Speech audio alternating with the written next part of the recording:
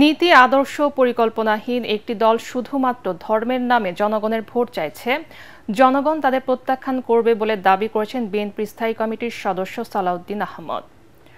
রাজধানীর কৃষিবিদ মিলনায়তনে দলের দেশ করার পরিকল্পনার শীর্ষক দিনব্যাপী কর্মশালার উদ্বোধন করতে গিয়ে তিনি কথা বলেন। বিএনপির ভবিষ্যৎ পরিকল্পনার কথা উল্লেখ করে তিনি বলেন, ফ্যামিলি কার্ড, কৃষি ও স্বাস্থ্য কার্ডের মাধ্যমে জনগণের সামাজিক নিরাপত্তা নিশ্চিত করতে চান তারেক রহমান।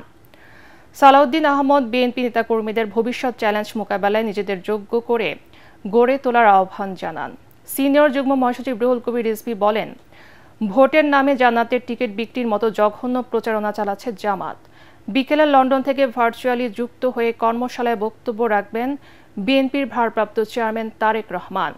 13 ডিসেম্বর পর্যন্ত ধারাবাহিকভাবে চলবে এই প্রশিক্ষণ কর্মশালা। আমরা যা করছি তা হচ্ছে planning. Planning is half of the job. If you don't plan, you are planning to fail. ছাত্রদল বলে, ইংরেজিতে বলো। কারণ যদি আমরা রাষ্ট্র পরিচালনার ক্ষেত্রে আগের থেকে পরিকল্পনা প্রণয়ন না করি, তাহলে আমরা ফেল করার জন্যই পরিকল্পনা করলাম। এখন এই কথাটা তো আমাদের ধর্ম ব্যবসায়ী বন্ধুদের উদ্দেশ্যে বলা হয়ে গেল। তারা কেবলই বলছে যে এখানে একটু মার্কাতে ভোট দিলে তরতরাই জান্নাতে যাবে, তার আগে ইহকালে কিভাবে চলবে এর কোনো বক্তব্য নাই। কদিন আগে অবশ্য খুলনাতে এক বন্ধুকে যোগদান করিয়েছে, আমি অবশ্য এর বেশি বলবো না। তারাও এখন একই কথা বলছে আর কি, বলছে আচ্ছা এর বেশি বলা ঠিক হবে না বোধ হয়। মানে যেই দলের কোনো নীতি আদর্শ নেই, কোনো পরিকল্পনা নাই, শুধুমাত্র ধর্মের নামে একটা ট্যাবলেট বিক্রি করে জনগণের সাথে প্রতারণা করার পরিকল্পনা করছে, তাদেরকে জনগণ ইতিমধ্যে চিনেছে, তাদের মুখোশ উন্মোচিত হয়েছে। সব মশার বিরুদ্ধে সুরক্ষা দিতে এলো বসুন্ধরা এক্সট্রিম অ্যারোসল, মশার বিরুদ্ধে এক্সট্রিম সুরক্ষা। সাবেক প্রধানমন্ত্রী ও বিএনপি চেয়ারপারসন বেগম খালেদা জিয়াকে উন্নত চিকিৎসার জন্য লন্ডনে নিতে কাতার সরকার জার্মানির একটি এয়ার অ্যাম্বুলেন্স ঢাকায় পাঠাচ্ছে। এটি 9 ডিসেম্বর মঙ্গলবার ঢাকার হযরত শাহজালাল আন্তর্জাতিক বিমানবন্দরে অবতরণ করবে। বিএনপি চেয়ারপারসনকে নিয়ে 9 অথবা 10 ডিসেম্বর লন্ডনের উদ্দেশ্যে যাত্রা করার কথা রয়েছে এয়ার অ্যাম্বুলেন্সটির। তবে সবকিছু চিকিৎসকদের সম্মতির উপর নির্ভর করছে বলে বিএনপির পক্ষ থেকে জানানো হয়েছে।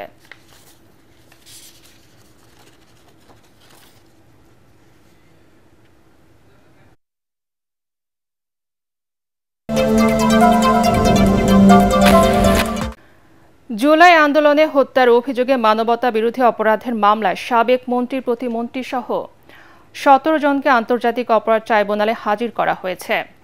আসামিরা হলেন সাবেক আইনমন্ত্রী আনিসুল হক, সাবেক শিক্ষামন্ত্রী ডক্টর দীপুমণি, সাবেক আইসিটি প্রতিমন্ত্রী জুনায়েদ আহমেদ পলক, সাবেক বস্ত্র ও পাট মন্ত্রী গোলাম দস্তগীর গাজী, সাবেক শিল্পমন্ত্রী আমির হোসেন আমু, সাবেক খাদ্যমন্ত্রী কামরুল ইসলাম, সাবেক কৃষিমন্ত্রী আব্দুর রাজ্জাক, সাবেক নৌমন্ত্রী শাহজাহান খান, ওয়ার্কার্স পার্টির সভাপতি রাশেদ খান মেনন, জাসদ সভাপতি সাবেক তথ্যমন্ত্রী হাসনুল হক ইনো, সাবেক বিচারপতি HM শামসুদ্দিন চৌধুরী মানিক, সাবেক স্বরাষ্ট্র সচিব জাহাঙ্গীর আলম, সাবেক এমপি সোলাইমান সেলিম, সাবেক এমপি ফারুক খান, সাবেক প্রধানমন্ত্রীর উপদেষ্টা তৌফিকি ইলাহি চৌধুরী, শেখ হাসিনার সাবেক বেসরকারি শিল্প বিনিয়োগ উপদেষ্টা সালমান এফ রহমান ও সাবেক প্রতিমন্ত্রী কামাল আহমেদ মজুমদার।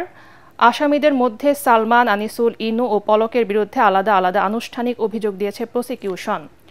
জাসদ সভাপতি হাসনুল হক ইনুর সাক্ষ্য গ্রহণ পিছিয়ে 15 ডিসেম্বর তারিখ ঠিক করেছেন ট্রাইব্যুনাল। গত 15 অক্টোবর পৃথক মামলায় সাবেক সেতুমন্ত্রী ওবায়দুল কাদের সহ 45 জনের বিরুদ্ধে তদন্ত শেষ করে আজকের মধ্যে প্রতিবেদন দখলের নির্দেশ দিয়েছিল ট্রাইব্যুনাল 1।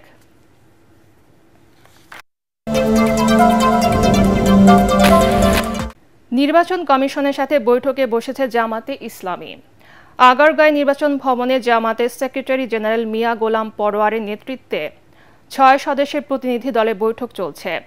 বৈঠকে জাতীয় নির্বাচনের তফসিল, লেভেল প্লেইং ফিল্ড, নির্বাচনের দায়িত্ব পালনকারী কর্মকর্তা ইস্যুসহ নানা বিষয়ে আলোচনা চলছে বলে জানিয়েছে জামাতে সংশ্লিষ্টরা। এছাড়া এদিন প্রশাসন ক্যাডারদের সংগঠন বাংলাদেশ অ্যাডমিনিস্ট্রেটিভ সার্ভিস অ্যাসোসিয়েশন নেতারা বৈঠক করে নির্বাচন কমিশনের সাথে।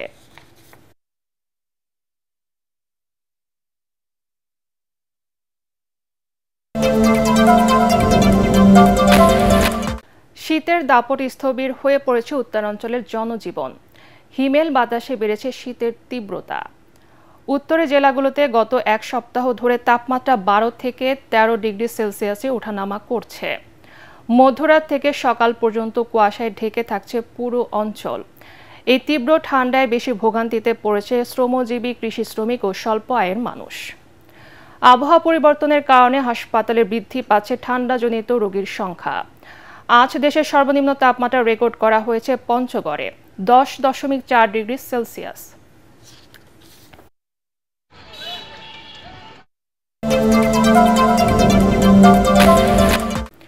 (1971) সালের আজকের এই দিনে পাক হানাদার বাহিনীর পরাজয়ের মধ্য দিয়ে মুক্ত হয় বরিশাল, ঝালকাঠি ও কুমিল্লা। 1971 সালে 25 এপ্রিল জল, স্থল ও আকাশপথে বরিশাল আক্রমণ করে পাক বাহিনী।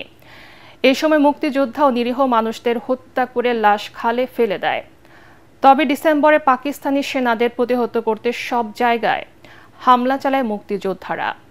এরই ধারাবাহিকতায় 8 ডিসেম্বর মুক্ত হয় বরিশাল। এদিকে দিবসটি উপলক্ষে বরিশাল জেলা মুক্তিযোদ্ধা সংসদ র্যালি ও আলোচনা সভা আয়োজন করেছে। এদিকে ঝালকাঠিও হানাদার মুক্ত হয়। 1971 সালের আজকের এই দিনে পাক হানাদার বাহিনী চারদিক থেকে অবরুদ্ধ হয়। দুপুরে মুক্তিযোদ্ধারা চারদিক থেকে থানা ঘেরাও করে রাখে। সন্ধ্যায় মুক্তিযোদ্ধা কমান্ডার সেলিম শাহনেয়াজ থানায় আসে এবং তৎকালীন পুলিশ বাহিনী তাদের কাছে অস্ত্র জমা দিয়ে আত্মসমর্পণ করে। রক্তপাতহীনভাবে ঝালকাঠি হানাদার মুক্ত হয়।